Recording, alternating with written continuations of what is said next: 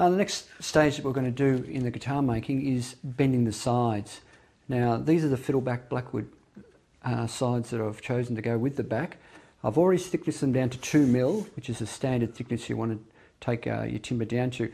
Now with timbers that you use, and if you use different types of timber, one of the things you've just got to be aware of is the actual grain. This is very, very highly figured, but you can actually see it's got a fair bit of flex in it, which is what you want. Sometimes as I'm taking these timbers down, I really literally do it by feel. But as you can see, that's got a lot of bend in it, and that's what you actually want. You want to make sure that it's going to bend without any problems. I've got my side bending jig here, which I'm going to show you how to use. Also, what I'm going to do is show you how to use a hot pipe so you can do it by hand, so you don't have to make one of these. These are really, really handy. They're exceptional to use. As I'll show you, very, very easy to use and very, very quick. As far as bending timber like this, again, saying how much fiddleback it's got through it, which means the grain is actually going across that way as well. There's very little chance of your actual side splitting or having any mess at all. I've got my template here, which again is for marking out the sides. You can see there's a line coming down there and it drops away. That's the actual back of the guitar, whereas the straight edge here is the actual top of the guitar, and that's where the soundboard is. So when you've got your timber down like this, what you need to decide is what part of this beautiful grain you want to keep and what part you want to cut away.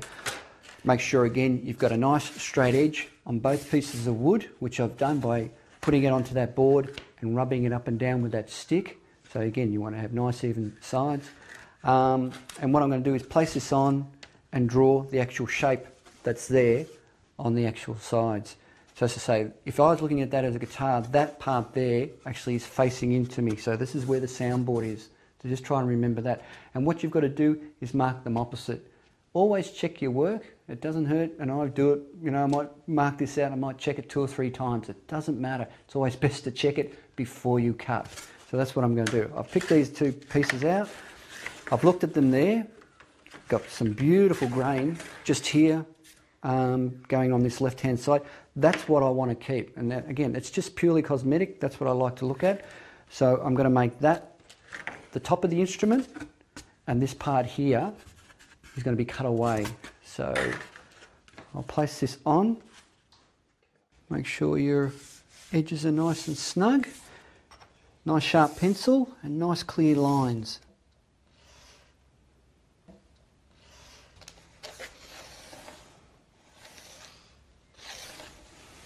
So I'm just going to move that around here just to double check. Again, I've got my beautiful grain there, and I know that's going to be the top of the guitar. Place that on, and all you need to do is basically flip it over. So you can see they're actually opposite, which is very important. I'll bring this one around now. I've marked that one out.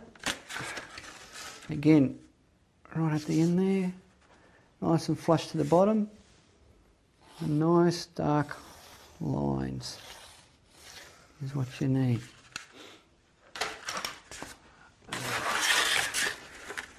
And there we have it. So I'm going to cut all this timber out here on both pieces, and then we're going to bend the sides up. Now we've cut our sides out. I'm just going to set up the bending jig and we'll bend them up. Just bring this across here. Clamp it to the bench so it doesn't move anywhere.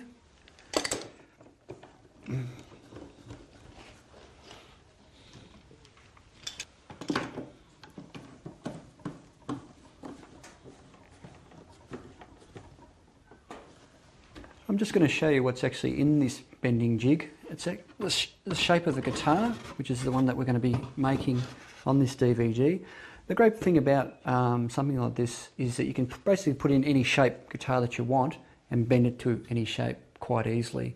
So that's what's inside. So I'm going to place that back in. I'm going to turn it on. I've got 3 200 watt globes that are actually inside this particular jig. I'll just turn it up. It's going to get a little bit bright and it will get very hot. I've got a couple of pins that I actually use just to stop the jig sliding forward internally.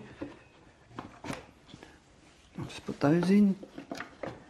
I've got the sides prepared to bend, but just before we do that, I just want to talk a little bit about the actual depth of the side. Now with guitar making, there's only two things you really have to get right, and that's your scale length and where your bridge is located on your soundboard. The actual depth of your sides in relation to the actual instrument, it's really subjective. It's a matter of what you're comfortable with. The Dreadnoughts, which is what we're making today, standard is around 120 mil, and that's what we'll be aiming for, whereas your smaller body instruments might be a little bit smaller in body depth. So what I'm probably trying to say is really no right or wrong. Again, it will produce a sound. It's a matter of what sort of sound you're looking for. So with this body depth that we're working to, you're pretty much going to get an acoustic guitar that is very good for strumming, and hopefully what we're going to aim for too is a little bit of finger picking as well. So what I'll do now is I'll go and wet those and we'll bend them up. As you can see, now that I've wet them, you can really see some of the beautiful fiddleback grain in these two pieces of timber.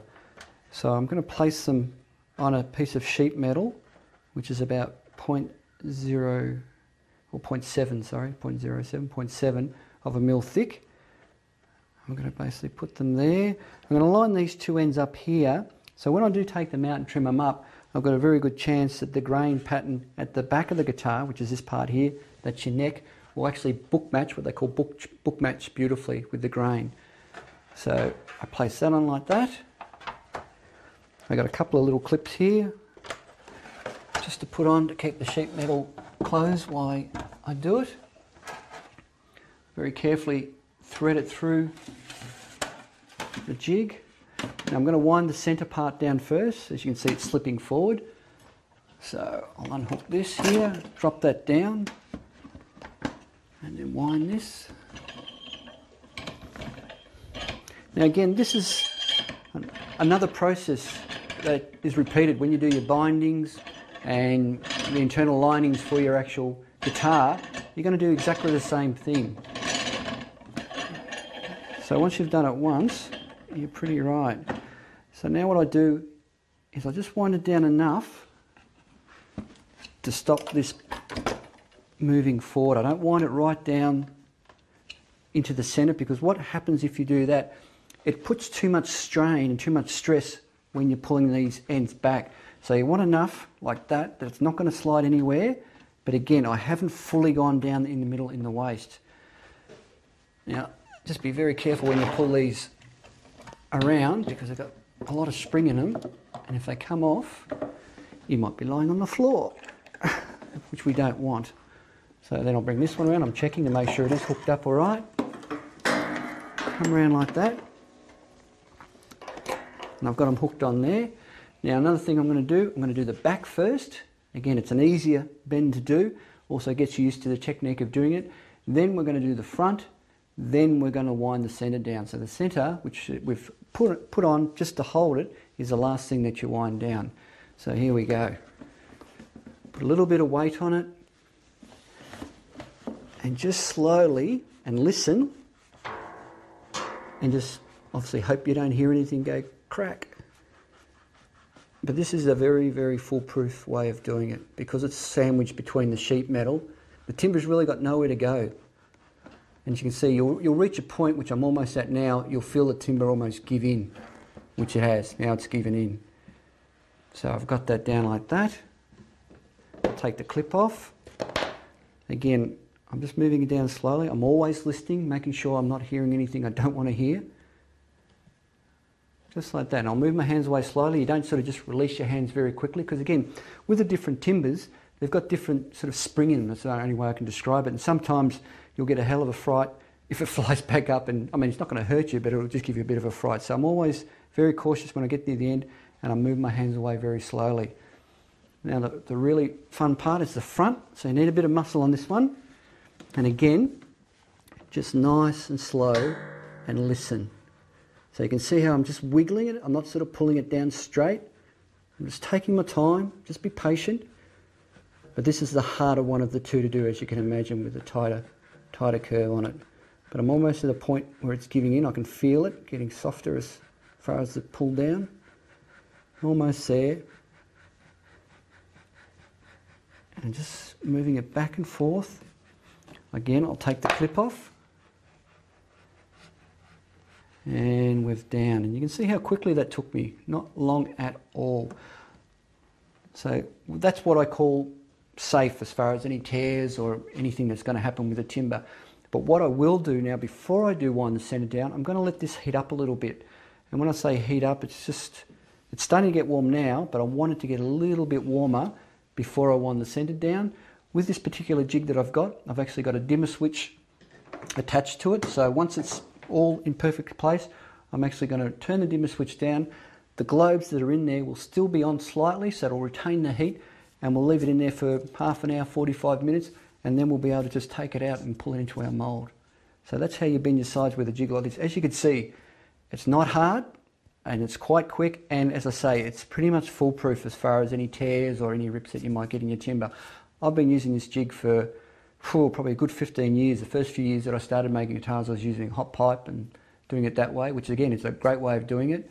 But this is just a really brilliant way of doing it. And I think when you do make guitars, and if you're going to make a few guitars, you want to build yourself one of these, because they're priceless in that regard. Well, I've got a couple of minutes while this is warming up. I'm just going to again explain about the depth of your sides with an instrument. When you're trying to work out what your depth is, say if you want something finishing at around 115 mil across the back, what you've got to consider when you do cut your sides out like these ones are here now, the thickness of your back is around 2.5 mil, and the thickness of your top's around 3 mil, maybe a little bit less. So basically you're looking at 5 or 6 mil, which you would have to add on to these. Now these particular sides that I've got here are cut at 115 mil. So when I add on the thickness of my top and the thickness of my back, I'm going to be around the 120 mil mark, maybe 118, just depends.